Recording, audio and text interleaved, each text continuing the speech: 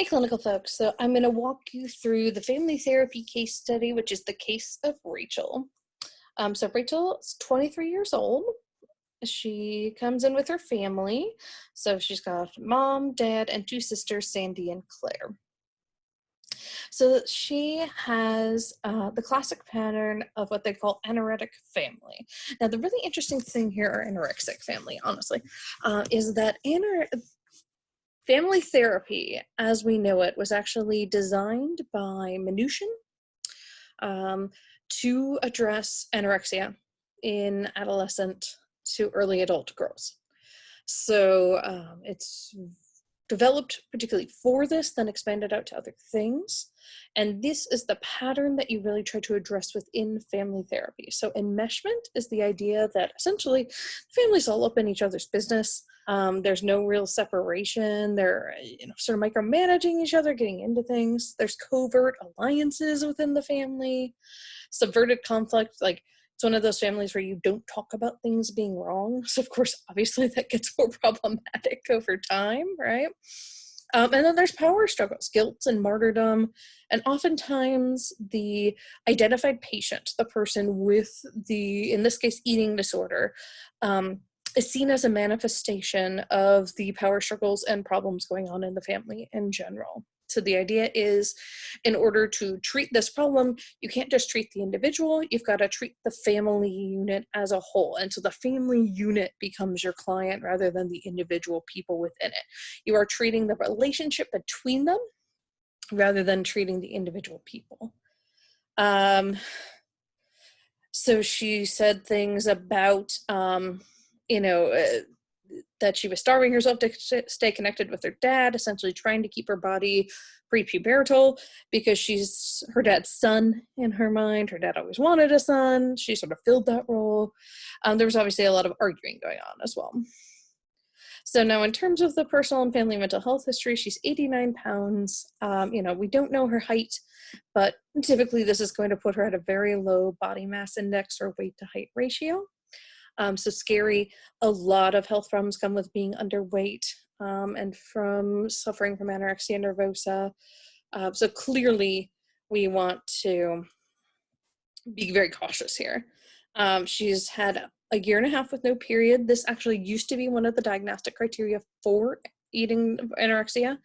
They took it away because A, it doesn't apply to men, and B, a lot of women are on birth control now, so it's masked this. But essentially what happens when you get to this low of a weight, your body has to prioritize, and it's going to keep systems in your body going, like, your brain, your heart, your lungs. And so reproduction will just shut down.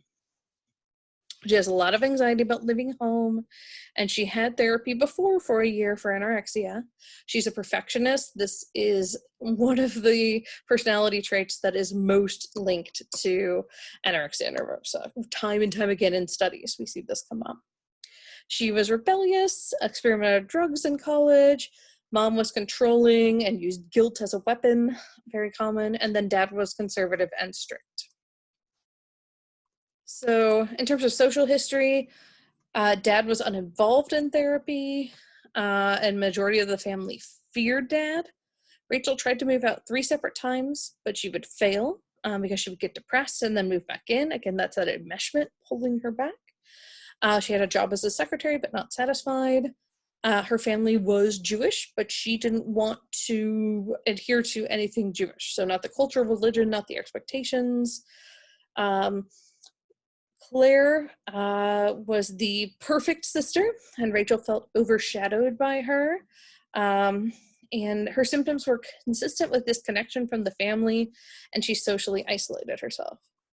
So they had 20 sessions over the period of a year, and then 2 and 3 year follow-ups. So they had family therapy, they defined the problem, they helped cope with change, tried to get the entire family involved, and there was group supervision here. So in terms of client strengths, Rachel did care deeply about her family, and she had a desire for independence. She's a free thinker. So that gives us hope that she will be able to be independent and go out and move on her own at some point. She was cooperative and receptive in therapy. She did have a strong relationship with her sisters, Halfway through therapy, she and her sisters formed an alliance to support each other. And the entire family came to therapy, and Rachel called her mom every day with problems. And eventually her mom got bored with it and told her to like move on and solve her own problems. And that's great for an enmeshed family. Like that's a huge breakthrough. So difficulties they encountered, dad didn't want to be there. That's pretty typical. Where you have at least one family member, often a male family member, because of the way therapy is defined and sort of looked down on as acknowledging weakness in our society.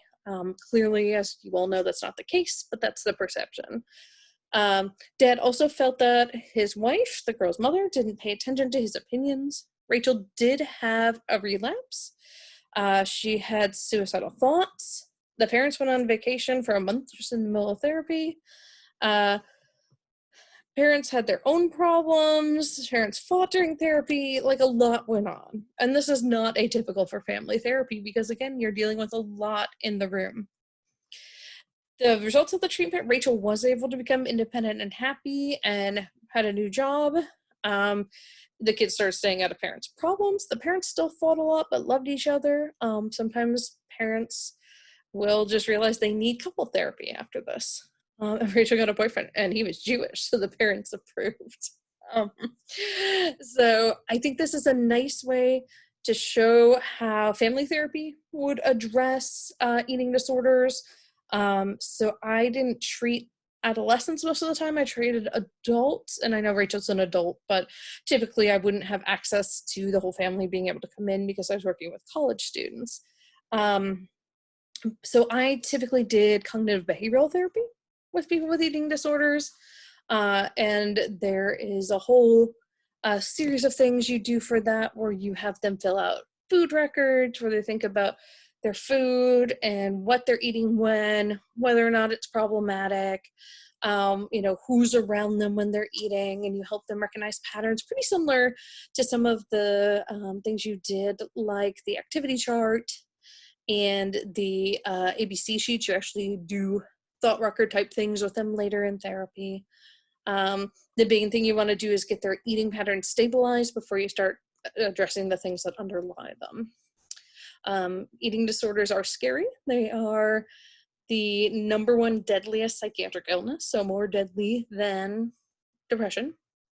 And so this is something that you want to be sure that you would address with the client. All right, so that is the case study of Rachel.